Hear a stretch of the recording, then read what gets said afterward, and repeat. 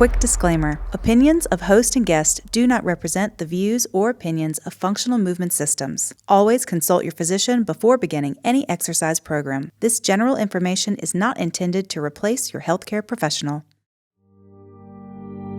Welcome to the Movement Podcast. This show is all about movement. We tackle it from different angles, bring on guests, answer questions, go on a few tangents, and give practical advice, giving you guys a better idea of how you can optimize the human body to be the best it can be. Let's preview what's coming up in this episode.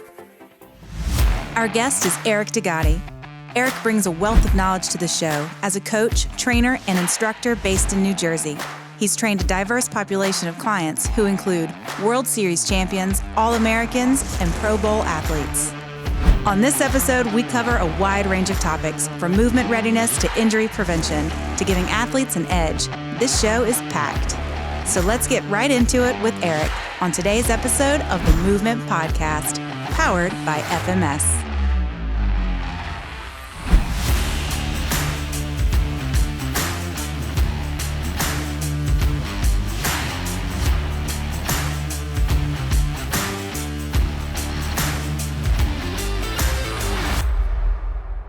Thank you for joining us today on the Movement Podcast. Today in the studio in Chatham, Virginia, we have our host, Dr. Lee Burton, Gray Cook, and we are thankful to have Eric DeGotti here as well. Eric has had a successful fitness industry career of about 20 years. So how about you let our audience know kind of what it is you do now, currently? And I've been doing it for 20 years, so I started when I was 5. But right now, I don't do a heck of a lot of hands-on training with individuals other than referrals for certain athletes. I have contracts with a couple different schools that I work with and overseeing the programming for all their teams, as well as all the stuff I do here with FMS and education and content and going out and teaching when we can. Yeah, Eric, you've had quite a diverse background. And you're one of those guys that early in your career, you just took in all types of education. And I know we met probably 15 years ago when one thing I remember early on when we started working together is that you really fit in what Gray and I's vision was, because where you were working, you had chiropractors, physical therapists, you're the strength coach. I mean, you really did have that entire community, and that, you're really making sure that you're communicating, across the aisle, so to speak, in professions. And I think that's one reason why you've been such a huge part of what we've been doing the last 15 years. I mean, kind of give us a little bit of why that was such a big thing for you. Well, in this mission has created some unique bedfellows, and that a couple guys from Southern Virginia hook up with the Jersey boy, and it's Sopranos meets the Dukes of Hazzard. And so up until that point, I got really fascinated by evaluation. And so at the same time, my brother was going to PT school.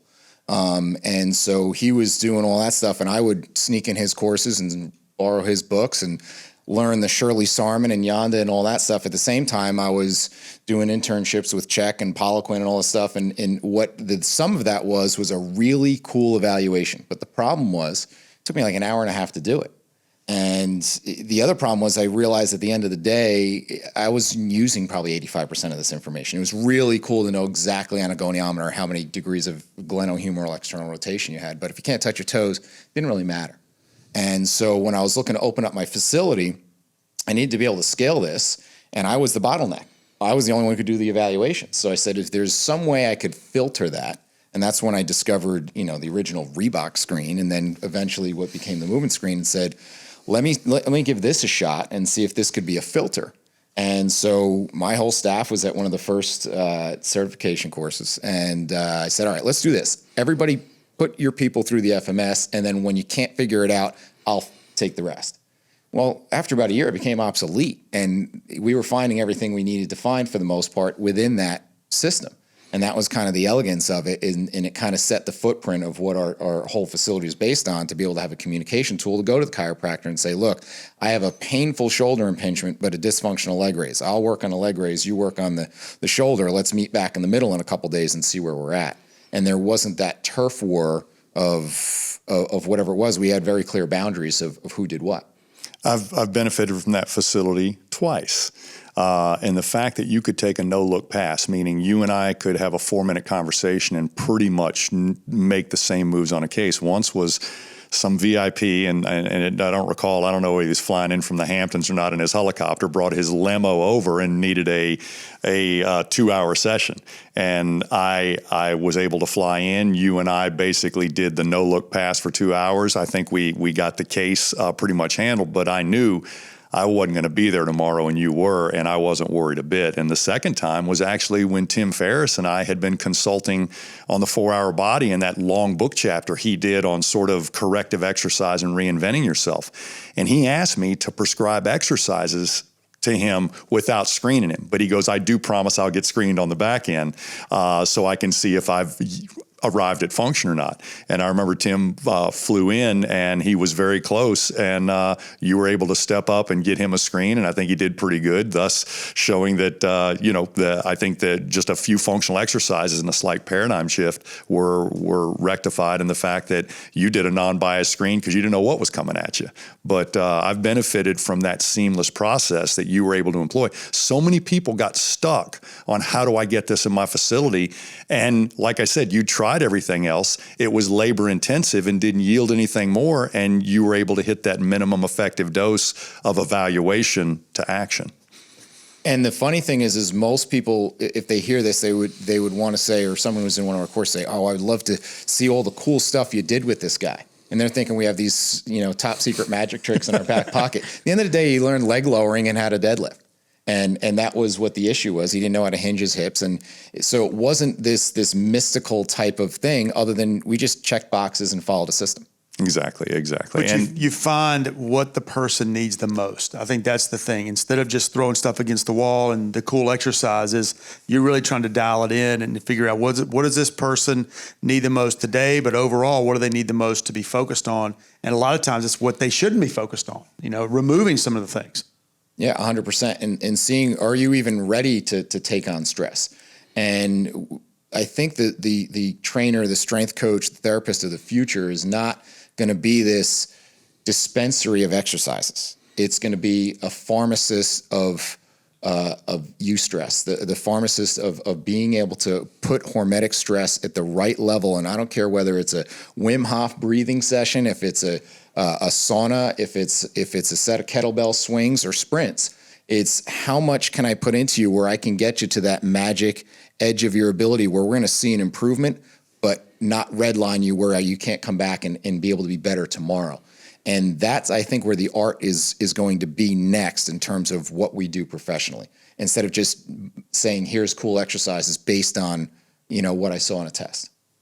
No, I think it's been neat to see you sort of leading the FMS workshops. And even when you and I started teaching together at FCS, the first thing I told you was you're the lead. I'm assisting you because I like the way you run the room. No pressure there at all. I was going to say, did that actually, I really would like to go back and see, did that actually work out? I did. Eric, I'm honest about that. I mean, I assumed every course I taught with Lee, he was the lead because I'm not staying on schedule and the lead needs to stay on schedule. So I'm not the lead, but demonstrating how a few well-placed exercises changes the whole thing. It not 3 weeks from now. You're not asking these people, Matt, if he just does this for 4 weeks, I think this will be better.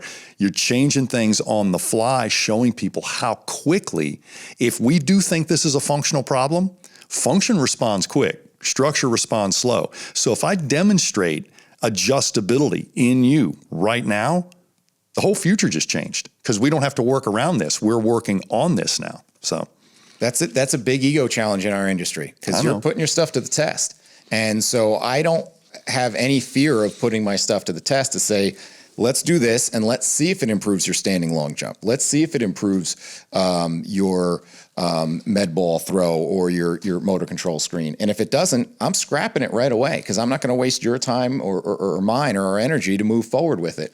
But we can't always be that humble sometimes in our industry to say, and I think that's what threatens some people about the system is to say, this checks your work. And it's no different than if I'm referring out to a physical therapist. The real good PTs love me because I can fill in the blanks that they can't get to because they just don't have the time. But the bad PTs, not so much. Well, it's going to change, and I think that's the other thing that maybe professionals don't understand. to the degree that I think they should, or we all would think they should, is even if you do make that change, is what Gray just described, function is going to change quick. You make that change, it's a good chance it's going to revert back. No matter what, whether they're playing a sport, whether they run a 5K, whether they just, didn't sleep well that night, it's going to go back. But at least you know the recipe to get them back to where they were. And hopefully the goal is to make sure that they don't revert back so quick next time. I kind of came up with what I call the 4 questions when it comes to the movement thing. Is 1, do you even need it? Right? And that's why we do a screen. Do you even need it? Like, you can tell me all the cool hamstring stretches in the world, but if you got a 3 in your leg raise, it doesn't do me any good, right? The second is can you get there, right? If I do these correctives with you or whatever I do with you, even as breathing, and it improves, it shows me you can get there. And that's the sale to the client, to the end user, to the athlete, to say, look, we just did this for 5 reps and you improved 20 degrees range of motion. Imagine if you did this 10 minutes a day every day. Okay, that's going to make a huge impact. Well, that's only the second step. You're just renting that range. You don't really own it. The third step is, can you own it? Can you walk in cold, lay on your back, and show me that same movement? That's the third step, is can you own it? Well, even if you own it, you're doing it on your back. Can you actually use it? Can you actually get up on your feet and do it for what you need to do, whether it's loading bricks or whether it's throwing baseballs? I need to know, can you actually use this? And then I'm pretty confident that it's going to stick as long as we don't screw it up in our training. When those magic tricks occur, and when we're teaching live workshops, they happen all the time, and they're not staged. We just find people with a movement bottleneck. You and I see where it is. And the very first question, it usually comes from the first or second row. Well, how long is this going to last? And I'm like, about as long as hydration lasts. It's something you got to maintain. And so you can drink today and be hydrated today, or I can give you an IV today. But until you learn to hydrate yourself, we're going to have a problem here. So a good movement correction lasts about as long as good hydration. And if you're not learning how to hydrate, and if you're not learning how to maintain function, it ain't going to last, because it's not my problem. It's yours. Well, again, I think that the big key is making sure that you've identified why they had that problem in the first place, and take that off the table. Because if we're talking about a toe touch, or you mentioned toe touch or a leg raise, if the person has got a leg raise or a toe touch problem because they're running 20 miles a day, then maybe not running 20 miles a day is the first step, right? Yeah, you could be the greatest running coach in the world, but for the thumbtack in their shoe, your skills don't really matter a whole bunch, does it? So yeah, we have to kind of take a global look at everything. And that's where this whole world of looking into readiness, and you start to see all the gadgets that are out there now with it. And I've been my own guinea pig, and Gray, you and I have been talking back and forth about the last year of looking at the scope of things. And we're looking at heart rate variability and resting heart rate and these sorts of factors, but also looking at kind of movement readiness. And nobody really has that movement piece. And just instinctively, one of the things I started doing way back when I opened my facility is starting to do just a quick little overview. And since I didn't know any better, I just use the top tier of the SFMA. When someone walk in day one and say, look, I did your screen a week and a half ago. I wrote a program based on what I saw and based on your goals and all the other factors. But I don't know if you're the same animal that was in here a week and a half ago. You may have played 36 holes of golf or flown cross country or slept on the couch or what might have changed things. And so I got to make sure I can stick with my plan. And so if you were supposed to deadlift today and now you can't touch your toes where you used to be able to, well, I have a couple things I need to do. First, I have to pump the brakes and say, all right, today's kind of what I call a yellow light day. Let's see if we can change that, improve it. And if it improves, then we can proceed with caution. If it doesn't, it just became a red light day. Today, we need to just scrap the plan, because that's why you can't write a macro cycle for 4 months, neat and pretty, like you would learn in exercise science, because it may change. Or today may be a green light day. Maybe today you feel better and you're touching your toes and it feels better than it ever has. Well, today may be the day to acquire that new skill, or to push that new PR, or to challenge you a little bit more, because you're showing me today you're more ready to absorb that type of stress. So what you're telling me is, I show up, I'm in your presence. Your first concern is my current state of readiness. If I ain't ready, you're going to spend our time getting me back to that point. And if I am, you're going to spend our time taking me to somewhere new. Is it that simple? It's pretty much that simple. The question I want everybody listening to watch is, how many gauges are you watching to see if my state of readiness is what you think it is. Because the guy who's just getting ready to answer this question is watching way more gauges than most people do, which is why he's able to do the trick with the level of confidence he does, whether he's got on the mic at a course or whether he's doing the thing 6 days a week when he's not at a course.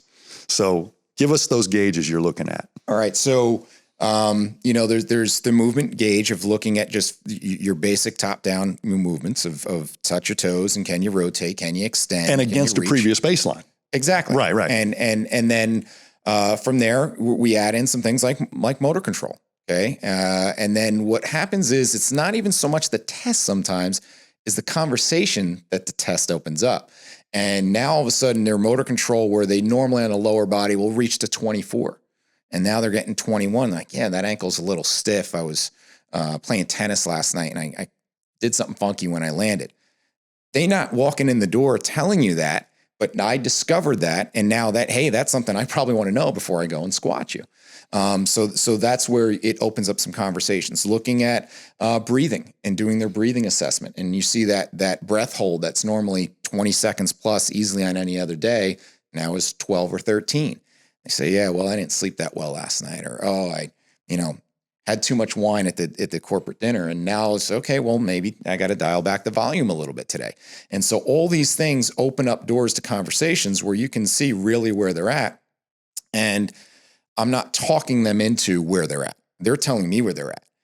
One of the challenges that I found in experimenting with the straps and the HRV meters and so forth is that I have clients that come in and say, I don't know why I'm even here. I got a bad day today. My score already says that I'm low.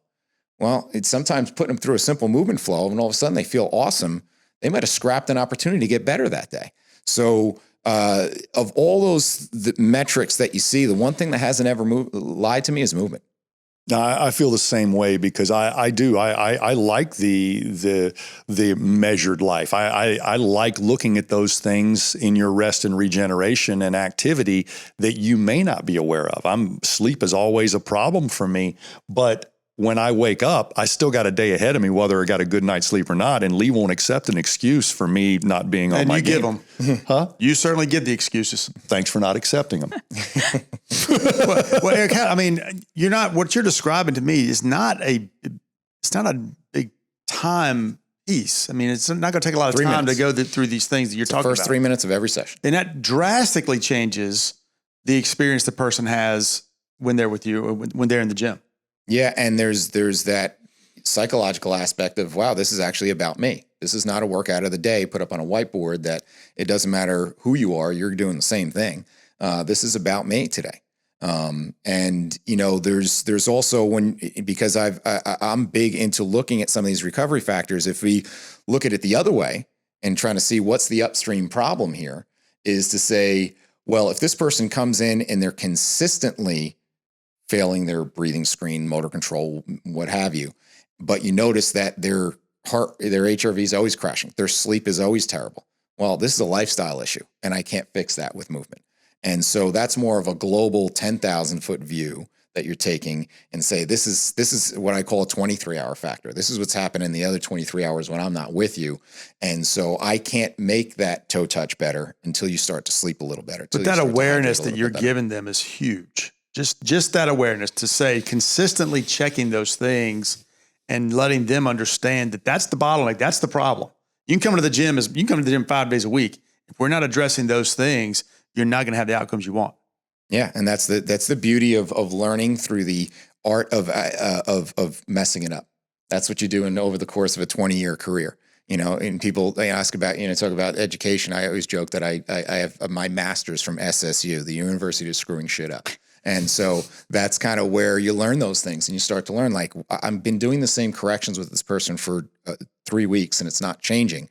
It's not me, right? It's not the exercise. It's that it's what they're bringing to the exercise. It's not, I'm trying to plant seeds on concrete. It's just not going to grow there. Lee took that education to the doctoral level.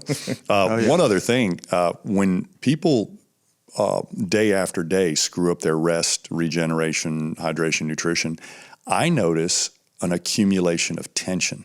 they put on some of these parking brakes harder and harder. So leg raises get worse, toe touches get worse, squats get stiffer. I mean, and so at about 5 days of a toxic lifestyle, you start getting a lot of tension you're not even aware of because it came on so slow. Now, you could go buy yourself 45 minutes of soft tissue, but what I think you and I have both seen is going through some of these little movement flushes literally help you dump that tension that's accumulated. That may actually let you grab 1 extra hour of sleep. And if a third of that is deep sleep and some of that is REM, then now we're coming back out of the hole. So sometimes I'll actually take the biggest part of real estate of your workout and create a tension dump. It feels like a workout, but when I look at what we really accomplished, it wasn't that much. Describe that. You said movement flush, tension dump. What do you mean? All right. I may do something as simple as a toe touch progression. Just get you hip hinging in the sagittal plane. But after that toe touch progression, your posture is a little bit better. I may take that and do something that doesn't require a lot of complexity, like a few light carries or 6-position carries. We finish up with a toe touch progression. You're done. You feel like we've run a marathon or you've gone to boot camp, but really you just let go of some of that tension. And I can tell you're a little more organized because you're breathing better. I could have done a motor control screen on you, or I could have gone back to your worst movement pattern. And now what you're describing is kind of, Eric, what you were talking about. That person that walks in that's looking at all their gauges and their meters and everything else that says, I can't do anything today. That's what Gray just described. And what you were talking about, this is kind of the same thing, is you may be able to do just a couple of minutes of, in Gray's word, movement flush, and get them kind of reset. And that is, again, to the awareness piece of getting them understanding holistically kind of what makes them tick. And so there's a couple systems that I kind of stole and combined, because we're all just stealing everything, right? Is this bucket system, right? And then I kind of applied to the bucket the George Goodhart, the guy who created applied kinesiology. Not that I know anything about applied kinesiology, but his concept of a triad of health. You have your chemical, your mental, and your structural, right? Your chemicals, all the cells that are constantly changing over, and then the mentals, your thoughts and spirit that kind of tie it all together, and your structurals, your muscles, joints, and bones, and how that works. And there's things we can control, and there's things we can't, right? I wish I could be taller. It hasn't happened yet, right? So, but I can affect my structure either positive or negatively through movement. I can affect my chemistry through what I eat. I can affect my mental by the books I read, the people I hang around with, and then all of that is interconnected. You do exercise, it affects all three sides. So the bucket system is, imagine 3 buckets, one represents each, and they're all interconnected. And so there's also a 4th bucket that's kind of your reserve. And so that's how you can get away with staying out all night and still going out and having a great game, because you had enough in reserve, and that's because you did some good training. But eventually, there's not enough cryo tanks in the world for you to make up for the fact that your tanks are just empty. And so understand that we can rob a little from this bucket to fill this one is getting them to understand the connection between everything, getting them to understand the connection where they might not have made that realization. One of the biggest things I have with my college and pro athletes is when they do get into using like a whoop strap or something like that, when they see their score the morning after they had some drinks the night before, and they just see how the recovery crashes. And they might have known it on a surface level, but not having that real connection with it and saying, wow, I didn't realize how much that set me back and lost me an opportunity to get better. And then I joke with them. I said, one of the things you'll never hear in your life is, hey man, you look awesome. You been drinking? One thing came up a couple times, and just for the audience that may not be familiar with it, could you explain the concept of motor control? Sure. Motor control, we have both the lower body and upper body motor control screen. It's a single leg or single limb competency of how well can you stabilize on a single limb while having some sort of excursion with the other side. So whether if I'm in a push-up position trying to reach with the other arm for distance, or in a single leg position trying to reach with the other leg for distance. And there's so much elegance in that you're not seeing beyond just, hey, the foot and ankle and single leg stability, but more of where you are from a neurological standpoint in being able to connect all that and being able to even learn how to set yourself up and strategize that movement, right? And when someone's good at it, they'll say, well, can I go into a pistol squat or do I just reach forward and hinge at the hip? Whereas the beginner or novice or the person who's just not connected with their body doesn't even know where to start, and their heels pop up and they fall off, and you may have to coach them 10 times just to get an accurate score because they don't even know how to organize themselves over a single leg or a single hand. Mm-hmm.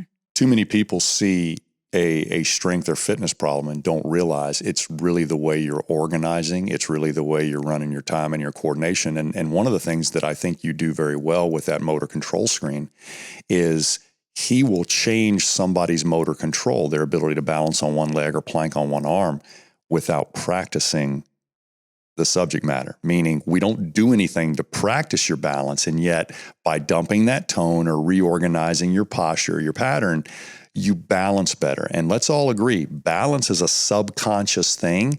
You just tapped into the subconscious mind with something you did. Almost everything coming off this frame the rest of the day is going to run a little bit better and a little bit cleaner and seem a little stronger and fitter, but only because you gave them what we call that motor control, that reset. Yeah, and what that's going to mean to each individual is something very, very different, and how I'm going to frame that, and quote unquote, for lack of a better term, how am I going to sell that? Yeah. You know, for the professional athlete who comes in, they don't really care what their motor control screen is. They want to know, how do I run faster, jump higher, you know, do all those sorts of things. But when I can correlate to a picture that this is the framework, this is the foundation everything is going to go off of, from your consistency to your force production, you know, that you can't fire a cannon from a canoe.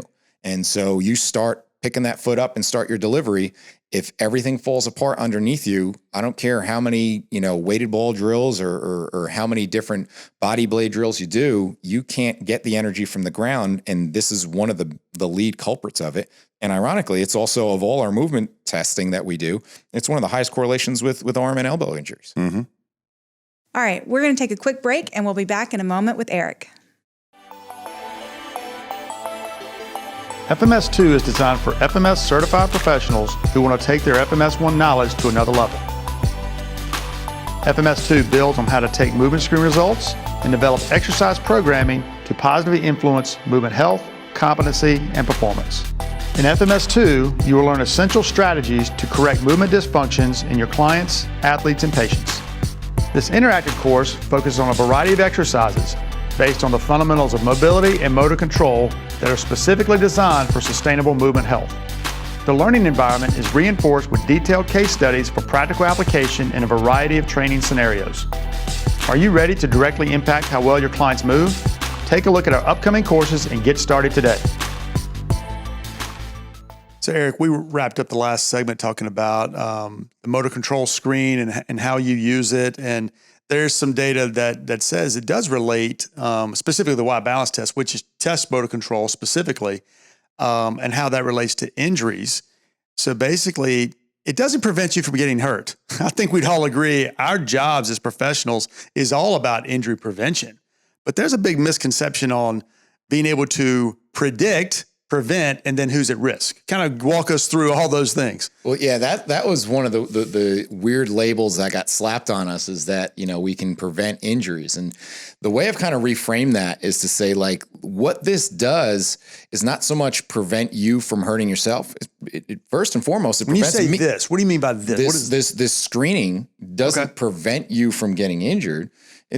First and foremost, it prevents me from injuring you. Like, I use the analogy of the expression, hey, you could walk out tomorrow and get hit by a bus. Well, I'm going to make sure I'm not the one pushing you in front of the bus, right? Because we have a lot of strength coaches and people on both sides of the aisle of fitness and wellness and performance that they're hurting people when they come in. We have the stats that people are getting hurt with fitness.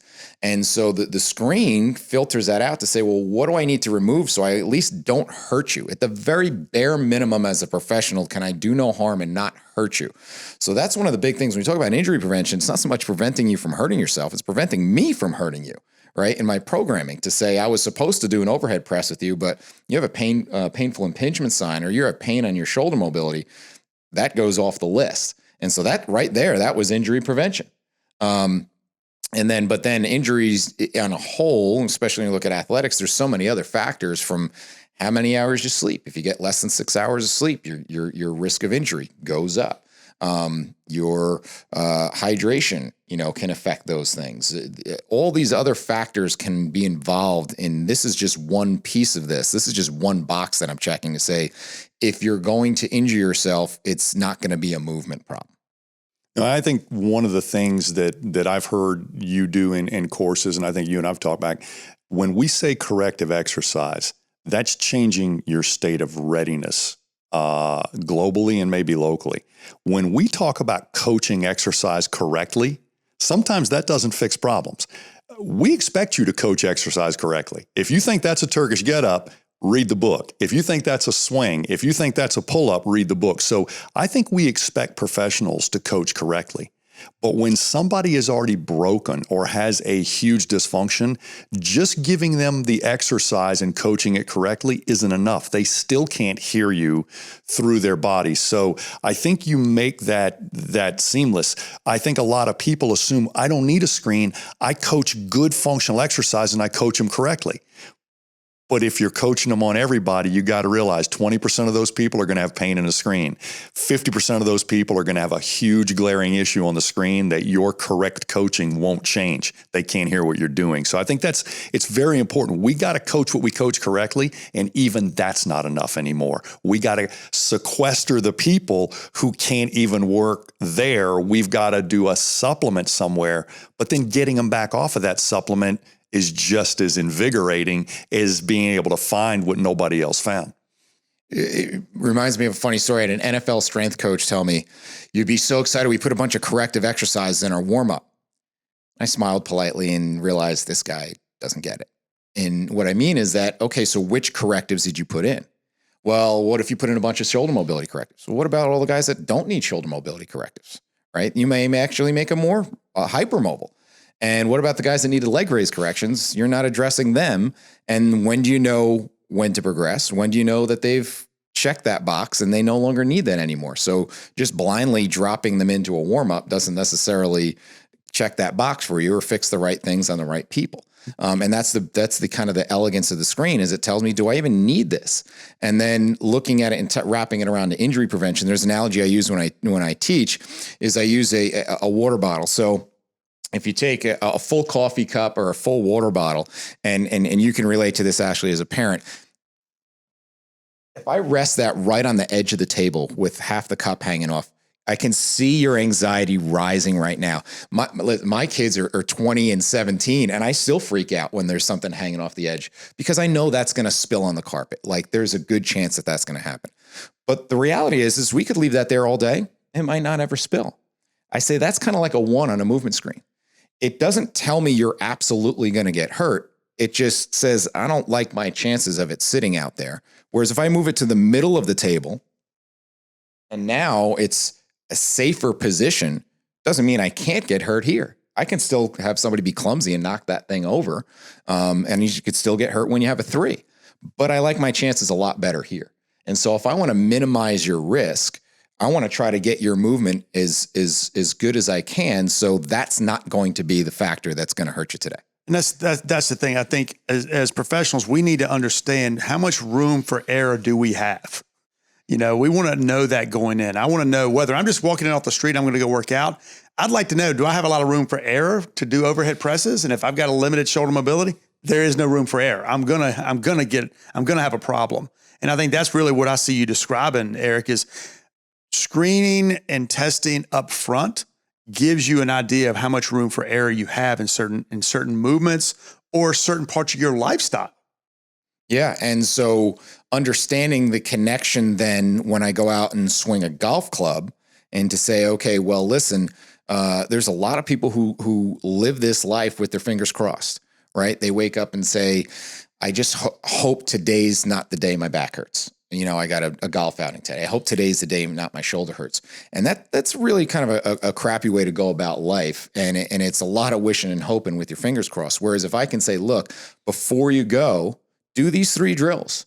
And they notice that every time they do those drills, they never have an issue. That's an extremely empowering thing that goes way beyond an exercise prescribed for a specific movement score. That's right. And at the end of the day, Gray mentioned corrective exercise. You mentioned corrective exercise. It's not so much we should be looking at prescribing corrective exercise. It should be we're trying to prescribe the one thing or the two things or the three things at most that's going to give you the biggest impact. So that person who's got the back pain or the knee pain, if you can just figure out one or two things to give them, that's going to make the biggest impact. That's really what we're searching for. Let me throw something out there too. You and I were just talking today about a comment on the internet. I probably wasn't listening. You were actually the one that brought it up. Somebody was squatting on the internet, and all of a sudden we had a police imperfection come in forecasting all this death and doom because her chin was 4 millimeters off. And my point is, when a guy like yourself or Eric is talking about a corrective exercise, you have a feedback loop. 72 seconds on the other side of that corrective. You want to know if you wasted your time or whether you got a teaching moment. When people comment on a movement with absolutely no possibility of a feedback loop or whether they're correct or not, I honestly think they're just talking to hear themselves talk and tell you how smart they are. But when I throw down a corrective, I'm expecting to change the world, and I'm going to measure it so we ain't got to negotiate it anymore. And that's the difference in using a strategy and a system to allocate a corrective and owning it if you didn't change movement and not deciding to discuss it anymore if you did. This is part of your program until I say it's not, because it just carried a huge feedback loop with it, meaning when we do that, those four things get better. We're doing that, and that's it. But when we make a comment and don't have that feedback loop at the end, I don't even know what to do with that anymore. I can tell you this, the person who nitpicks that video on Twitter or Instagram, they've never managed a room of 40 guys trying to squat at the same time, because they'd watch that video and they would say, that's probably the best one of the 40, right? I got to worry about the worst one of the 40 that they don't hurt themselves. And that's where, you lose sight of that you're trying to you're getting perfect in the way of good. Well, I usually got enough business sitting in front of me in real time where I don't have to go on the internet and pretend to be anything. So that's just what I got to say about that. And then there's also the question to say, okay, is that a movement competency issue? Can that person actually not execute the movement of the squat? Is it an exercise skill issue? Right? Maybe that person has a 3 in their deep squat, but they've never put a bar on their back. They've never been coached on how to actually do a back squat. And that's comes down to you as a coach. Or is it a capacity issue, a physical capacity issue that maybe the first 3 reps were awesome, but it's that you're looking at the 10th rep after fatigue is there and you let them go 1 rep too long. Or you put too much weight on the bar and it was great 5 pounds ago, but now all of a sudden you put too much load on. And so you have to be able to decipher between those 3 things. And if you can't answer those 3 questions, you can't pick apart my squat. So your gauges are the FMS and a capacity screen, and then your knowledge of them and the environment that they got to survive in. And we can pretty much answer questions on general function, general capacity, and then what you know about where they're going is the specificity and the personalization that they require. I mean, we can make it more complicated, but why would we ever try to decide on these things without the metrics? Somebody's going to do surgery on you. I want to see the numbers. Somebody's going to take my driver's license. I want to see the numbers, and show me why something's being restricted or something's being suggested. And it's going to constantly fluctuate. What you have to do is constantly going to fluctuate based off of, again, like you said, the environment they're in, the goals they're trying to hit. We just need to understand that. And as long as we set a baseline and continuously go back and recheck some of those gauges, I think that's one of the frustrations I've had over the last 20 years teaching is, I do the initial testing, I do all that up front, but they never go back and recheck anything. And they think that that's okay. Yeah, if you're not checking your work, how do you know if it's even working? And then also the problem, going back to the conversation of taking a snapshot in time and making judgment on that. I mean, I've gotten the opportunity to work with some of the greatest athletes in the world, and they all have flaws. They just make it up someplace else. Now, the question is, at what cost? At what metabolic cost? At what structural cost? At what psychological cost is that going to make? And so we can look at a baseball swing and look at one freeze frame of that swing and say, oh, his hands are in the wrong place or his hips are in the wrong place, but you didn't see what got him there and what happened afterwards that made up for it. And some of the greatest athletes that ever played any game have some of these flaws, and sometimes that's what makes them great. And I might not want to go and fix that. And it's not necessarily something that needs to be corrected, but by taking that one snapshot in time and assuming that's the problem, you don't know how many swings they took before that. You don't know what the scenario was surrounding it. So to take one snapshot and make all your assumptions based on that, just like I can't take a movement screen and so much predict what you can do. I can tell you what you can't do, but I can pretty much tell you what I don't know if I can tell you what your 40 is going to be based out of that. I can't tell you how high you're going to jump based out of that. And that's why we have performance tests. And guys, listen, we've all made these mistakes. We've all tried to inject our expertise probably a little bit early in a situation. And what we're really trying to say is you don't have to do that anymore. We're sitting at a new place where we can gather the information, and the fastest answer usually isn't the best. The best answer is the best. And so I think we've all made that mistake. So we're not throwing snowballs at anybody. We're saying if you can collect a little bit more objective information, you are fighting a sea of subjectivity. Coaches, parents, athletes, patients, they all have an opinion that's a little bit wrong, or you wouldn't be on the job. So take all that in consideration. If you can find the weakest link and adjust it so, you will see a measurable change that nobody can deny. And it's almost like that, wait for it. It always comes back around to exactly what you said. We're not trying to predict success, but if I pull out your dipstick and there's no oil on it, today ain't the day for a trip. I'm not saying, anything else. So predicting failure is what most systematic models do much better than success. But if I look at all these typical places you could fail and you haven't failed, today's a good day to maybe reach for a little more success. Going on 22 years of doing this, my favorite 3 words that I get more and more comfortable saying is, I don't know. And so whether you're the parent or coach saying, hey, what are you going to do with my athletes? I don't know. Well, what does that test mean? I don't know. Because I don't know until I see the whole picture. And at the end of all of it, I may not be the answer, right? The answer may be, right, we've checked the box. You move really well. You perform really well for your level of competition, your age, your size, and so forth. And the reason why you're not good at baseball is because you kind of stink at baseball. You need a coach and you need skill.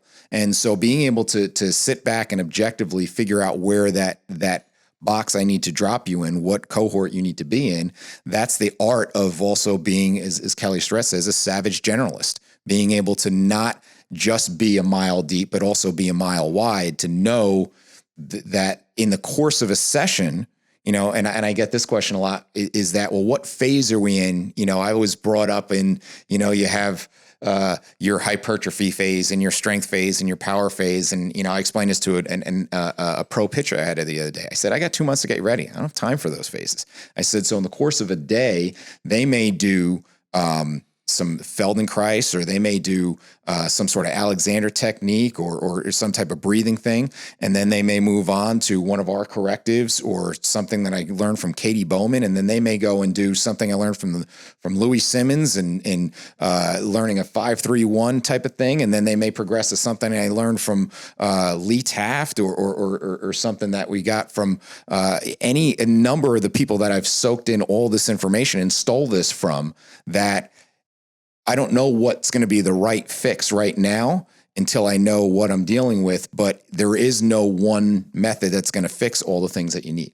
And I think we started to kind of bring this back, this injury prevention. Everything you just described is injury prevention, right? I mean, everything you're talking about is designed to create a more resilient, whether it's a professional athlete or whether it's just an individual. It's all wrapped up in there.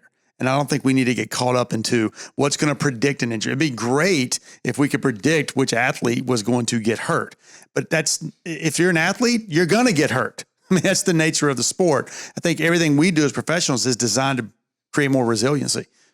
The one thing we've been saying for years is one of the number one risk factors for a musculoskeletal injury in the future is a previous lost time injury in your past. Now, there's 2 ways to look at this philosophically. You're either permanently altered and can never get back, or your last injury left you with risk factors none of us are aware of, like an ankle mobility dysfunction or a movement asymmetry or some other thing. And I was describing this in the SFMA, and I commend you for using the top tier of the SFMA, like most fitness professionals don't, is you've already done a screen. You've got the formal report card. You're just taking a quick sample, and a top tier SFMA for somebody who's got your background's less than a 2-minute drill. The screen always comes before the test because a screen puts you in a category. A test tells you what the measurement is. Well, what's the assessment?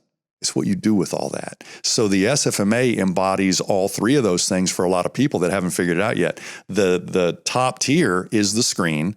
The breakouts tell you mobility or stability, and your assessment is, of these 12 problems, I'm working on this one, and this is why. So the assessment that you're making is usually on a few screens and a few tests and a state of readiness that I'm dealing with today, and assimilating all that and still finding a productive way for this half hour to go is the assessment. And it's the hardest thing to teach. But if you didn't collect the data, we're not working with anything. So that's the art of the assessment, is getting enough data where you can make a yes, no, or a binary decision. And some people say, well, I don't have enough data to do that. That's more of an experience thing then, because we make these decisions every day with a lot less data than people think we need to do it.